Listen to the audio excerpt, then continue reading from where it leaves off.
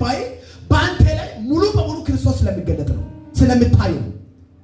በንግግር በአረማመድ በአኳኋን ክርስቶስ ራቅ ካለው ነገር በመራቅ አድርግ ባለው ነገር ጠጋ ብለን ያ ማድረግ ስንችል እውነትን በማስተማር ስናልፍ ብዙ ሰዎች ከኛ ይማራሉ።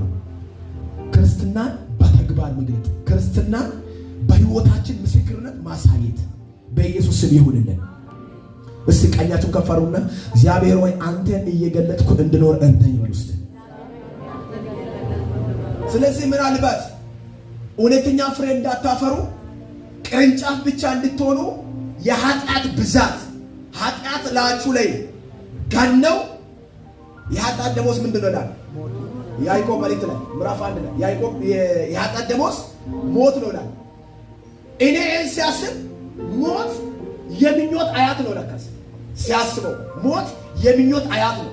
ያዕቆብ መልእክት ምዕራፍ 1 ላይ ሄዳችሁ ቁጥር 13 ላይ አንብቡት።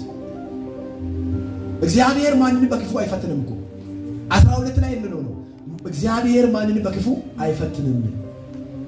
የሚፈተነው ራሱ በራሱ ምኞት ሲታለን ነው ይላል ያዕቆብ መልእክት ምዕራፍ 1 ቁጥር 12 ላይ በፈተና የሚጸና እሱ የተባረከ ነው ካለ በኋላ ማንም እግዚአብሔር ፈተነኝ አይበል።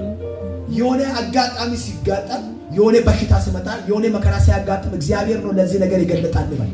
እግዚአብሔር ማንንም በክፉ አይፈትንም። ተናገሩ። እግዚአብሔር አይፈትንም በሉስ።